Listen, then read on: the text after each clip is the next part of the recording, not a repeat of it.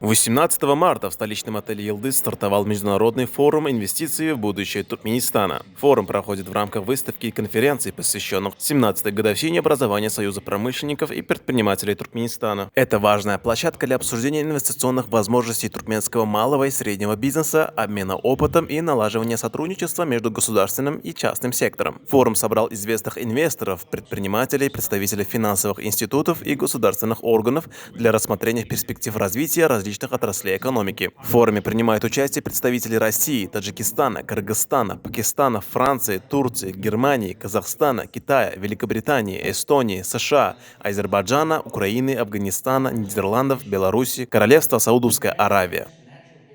Мы выпускаем азотные станции, газовые станции и блочно-контейнерном исполнении компрессорное оборудование.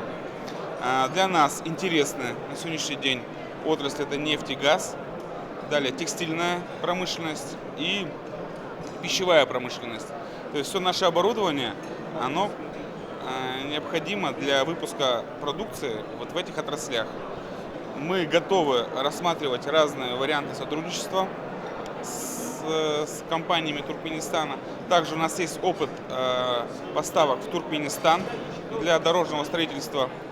Также у нас есть опыт и в другие страны, как СНГ. Нам очень интересно данное направление, так как мы видим перспективы взаимодействия для обеих сторон, для нас и для компании Туркменистана.